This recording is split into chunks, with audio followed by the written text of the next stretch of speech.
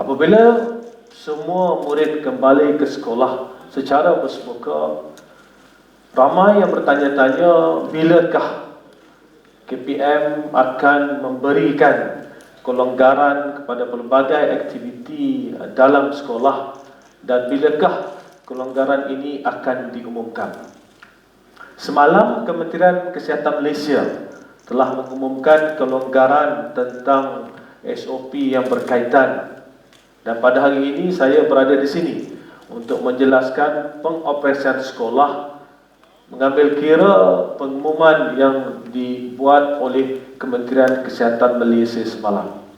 Pertama sekali berkaitan dengan imbasan kod MySejahtera. Jika sebelum ini semua pelawat ke sekolah perlu membuat imbasan kod MySejahtera, sekarang ini bermulanya 1 Mei ini tidak perlu lagi dibuat, tidak diwajibkan lagi imbasan untuk MySejahtera. Itu yang pertama.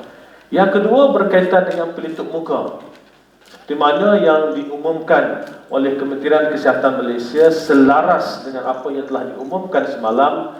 Pelitup muka wajib dipakai ketika berada di ruangan tertutup dalam premis sekolah dan institusi pendidikan bawah KPM.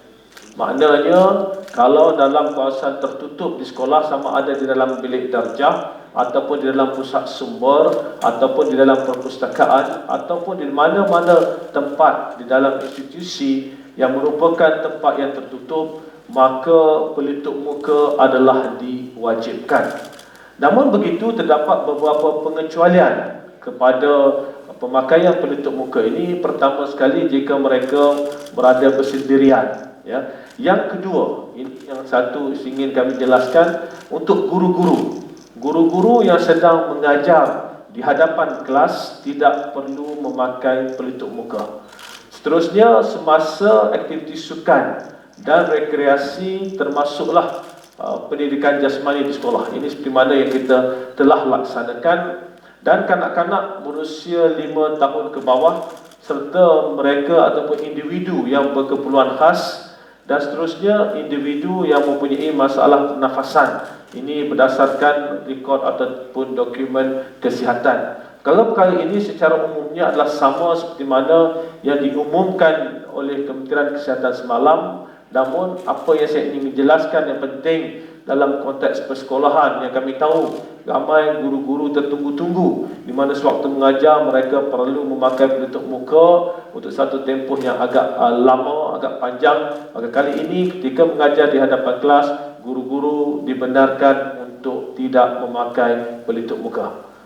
Saudara-saudari, seterusnya, apabila berada di luar sekolah, ini juga berada di luar bangunan ataupun berada di kawasan yang terbuka, selaras dengan apa yang diumumkan oleh Kementerian Kesihatan, murid ataupun warga pendidik yang berada di luar bangunan ataupun kawasan terbuka di premis institusi pendidikan bawah KPM boleh membuka pelitup muka, tapi mereka digalakkan untuk memakai pelitup muka dalam keadaan-keadaan tertentu, khususnya apabila melakukan aktiviti secara berkumpulan.